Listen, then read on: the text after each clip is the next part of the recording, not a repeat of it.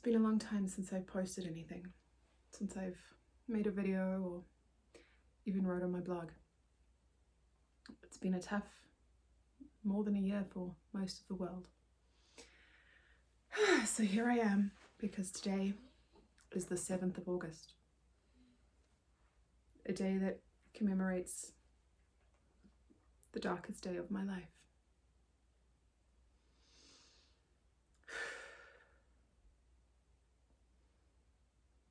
And I make this video in honor of those lost. And I make it in honor of those struggling who are still here. But I need you to know that you have life, and there is so much love in store. There's a Martin Luther King Jr. quote that said, "I have decided to stick with love because hate is too great a burden to bear." Most of you who are probably watching this know my story. If you don't, in August 2015, my husband was shot 5 times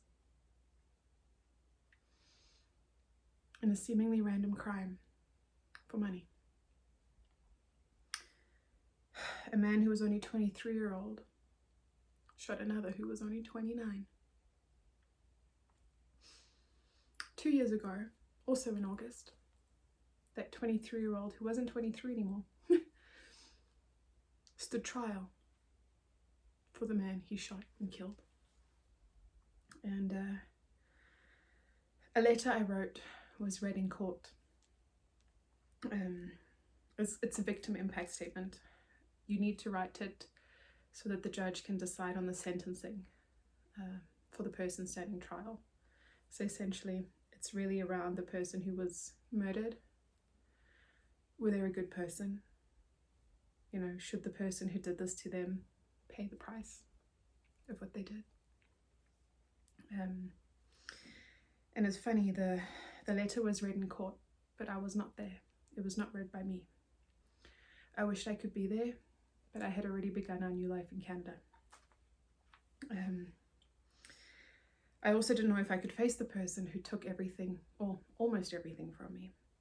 And I say almost.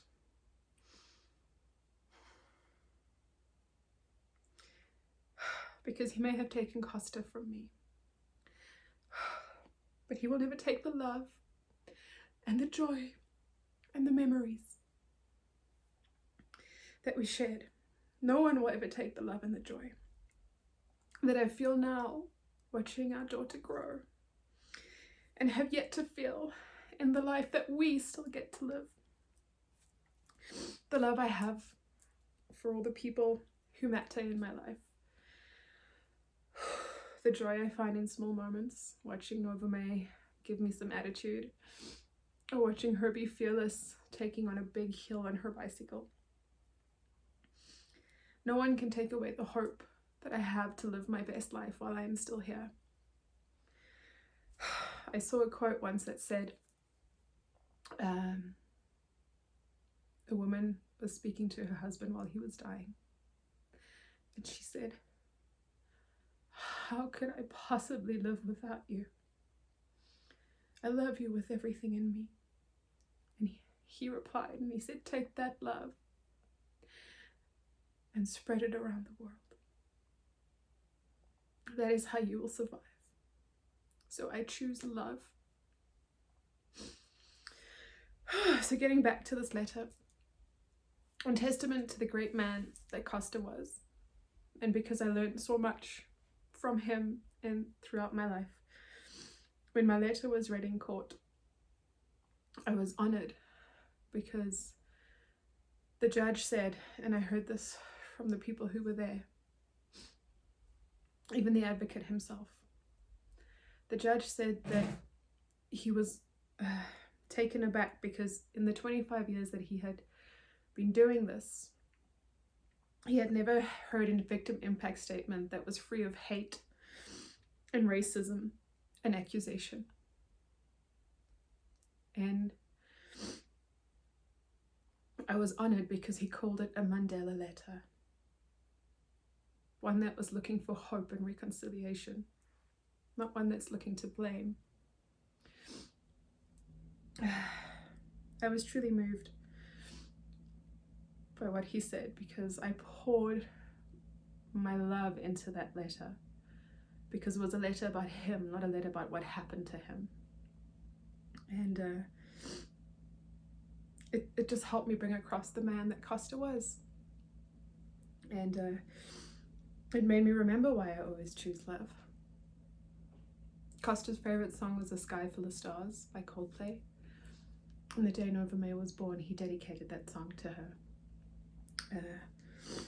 And as I wrote the letter about the man that was standing trial for his murder, I had to remember the words of Dr. King again. And I had to write it down, so that's why I'm looking at my notes, because when I get emotional, if you know me, I get very verbose. And I'm also terrible at remembering quotes, but it says, returning hate for hate multiplies hate, adding deeper darkness to a night already devoid of stars. Darkness cannot drive out darkness. Only light can do that. Hate cannot drive out hate. Only love can do that. The accused was sentenced to life plus 25 for the murder and for all his other crimes. 2 years ago, the letter was read in court by Margarita Cavagnari.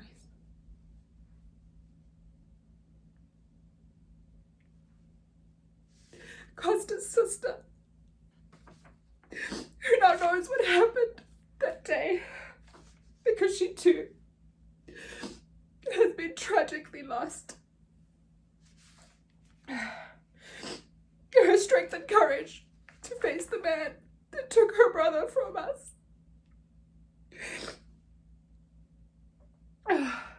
will endure, and I will tell my daughter about it.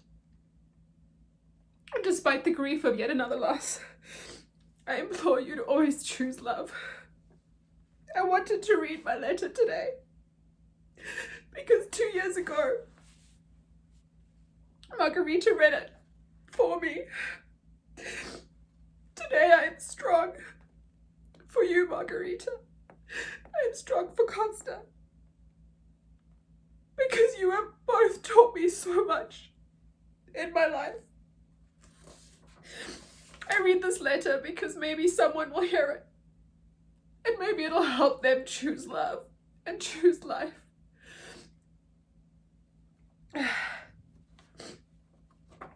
Oh, give me a moment. Monday Gail Cavagnari, and the tragic loss of her husband, Costa Cavagnari, as read in court by his sister, Marguerite. I grew up in South Africa. It is a beautiful country with some amazing people. I met the love of my life at university in Pretoria, and for 9 years, we built a beautiful life together. His name was Costa, and he was everything to me. He was my world. We went through ups and downs and some crazy adventures. He was incredible though. He loved his family and was incredibly loyal. He helped people whenever he could. I even remember one day he was sitting at a restaurant busy writing when he realized that there were some guys who had been working across the road and they didn't appear to have anything to drink. He asked the waiter to take all of them some water and Coke on his account. That waiter loves to tell that story. That waiter even came to his memorial and shared what an impact Costa had had in his life, always asking how he was, genuinely interested in his studies and dreams. Costa loved me more than I ever thought I could be loved. He was always there for me and always there for all his family and friends. He gave all of himself to make people genuinely happy and to make the world a better place. We were married in 2012, and in building our home and lives together, we wanted to have 4 children. Children we could teach to be kind and have courage to build a better world. We were worried about bringing our children into such a violent world, especially since we were very aware that in South Africa we lived behind electric fences and alarm systems. We spoke about it at great length, but we believed that changing the world started at home, and if we could bring up a family that could affect positive change in the world, that would be our legacy. In May 2015, our beautiful daughter was born. She was happy and healthy and made our dreams come true. It was the best day of our lives, when 2 hearts became 3 in our little family. All he truly wanted from life, other than to do what he could for people, was to be a father. He was an amazing father. He was an amazing, loving husband. He was a wonderful son, an amazing brother, and a friend to countless people. He was my best friend, my companion, my partner. We shared all our dreams and ambitions for life together. There was so much we wanted to do in the world. With the birth of our daughter, we started to plan the rest of our lives together. How we would raise our family and build a business where we could have massive impact helping people through sharing our knowledge through writing. Every day for the first 10 weeks of our daughter's life, he would walk in through the front door when he got home from work and take his girls in his arms and thank God for the blessings that he had. We were a happy and beautiful family, and we were supposed to have a lifetime of joys and memories to create together. One Friday afternoon, that all changed. One Friday afternoon, he never came home. And he would never come home again. One Friday afternoon, he was shot in cold blood. And for what? For money. He would have given these awful people everything had they just threatened him. Instead, they shot him. They shot him, the love of my life, the father of my beautiful child, who will now never know him, who will never hear his laugh and feel his unconditional love for her, who will never hear his words and remember how great he was at telling stories, who will never know how it feels to be safe in his arms. My world fell apart. I felt as if I died that day. A huge part of me did. And along with half my heart, my dreams and all the plans in my life were gone. My beautiful, innocent baby girl's life would forever be affected by the horror of what happened to her father. Our lives fell apart and were completely destroyed. Destroyed. And for what? For greed? I will never know why one of the most incredible men I have ever known had to die when he was 29 years old, so violently, and without the opportunity to truly make an even bigger impact in the world. I will never understand why my beautiful daughter will have to grow up without such an important figure in her life. My father died when I was young, and I know how it affected me. And he died of natural causes. All I wanted was to live a life with the man I love in a beautiful family that we raise. They took that from me. They took that from my daughter. And they took an incredible man from this world that hundreds, if not thousands of people who had met him and knew him would miss. Costa was a remarkable human being. He was my world. He was my everything. The only reason I could carry on was because of our beautiful daughter, who deserved so much more from life. She kept me going. I had to figure out how to earn an income again to support my child and my mother, who helped me with her through the grief and through raising her as a widow. I had to go to bed every night in our home in Pretoria, fearing for my life and that of my family. The anxiety and fear and constant violent incidents that continue to happen around us and to people we knew drove me to do everything I could to leave South Africa and to move to a country where we would not fear for our lives every moment of the day. My daughter and I live in Canada now, where the fear and anxiety have completely gone. A country with such limited crime that we feel we can truly live. Live like Costa will never be able to. Free and safe. South Africa will always be my home.